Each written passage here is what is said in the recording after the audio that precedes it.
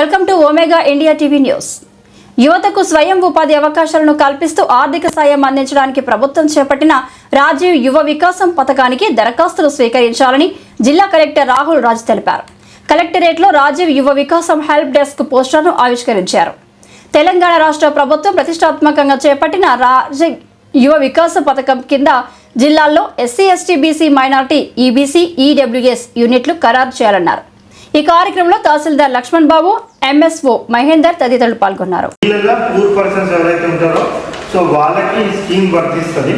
So దీంట్లో ఏంటంటే కూడా మనకి మండల్ వైజ్, మున్సిపాలిటీ వైజ్ కూడా మనకి ఎంతెంత యూనిట్స్, ఏ మండల్కి ఎన్ని యూనిట్స్ అలాట్ అయ్యాయి, ఏ మున్సిపాలిటీకి ఎన్ని యూనిట్స్ అలాట్ అయ్యాయని కూడా మనకి క్లియర్గా లిస్ట్ వస్తుంది. దాని ప్రకారంగా మనం అలాట్మెంట్ చేస్తాం. సో దీంట్లో మనకి ఎంపీడీఓ మీరు హెల్ప్ డెస్క్ కూడా ఇమీడియట్గా పెట్టి ఎంపీడీఓస్, మున్సిపల్ కమిషనర్స్ మీకు వాళ్ళు అప్లికేషన్ తీసుకొని వచ్చి మీకు ఇవ్వడం జరుగుతుంది. ప్లస్ వాళ్ళకి ఏమన్నా డౌట్స్ ఉంటే కూడా మిమ్మల్ని అడగడం జరుగుతుంది. సో ఎంపీడీఓస్ ఈ గైడ్ లైన్ మొత్తం కూడా, మున్సిపల్ కమిషనర్స్ కూడా ఈ గైడ్ లైన్ మొత్తం చదివి ఒక రెస్పాన్సిబుల్ పర్సన్ని ఎవరినైనా మీ ఆఫీస్లో ఐడెంటిఫై చేసి వాళ్ళకు కూడా ఈ గైడ్ లైన్ మొత్తం ఎక్స్ప్లెయిన్ చేసి A to Z అంటే ఫ్రమ్ అప్లికేషన్ నుంచి కూడా శాంక్షన్ వరకు కూడా ఏంటి ప్రొసీజర్ అని వాళ్ళు మొత్తం కూడా వాళ్ళకి ఎక్స్ప్లెయిన్ చేసి ఆ హెల్ప్ డెస్క్లో వాళ్ళని కూర్చోబెట్టాల్సిన అవసరం ఉంటుంది. డైరెక్ట్ వాళ్ళకి 50,000 అమౌంట్ ఇవ్వడం జరుగుతుంది.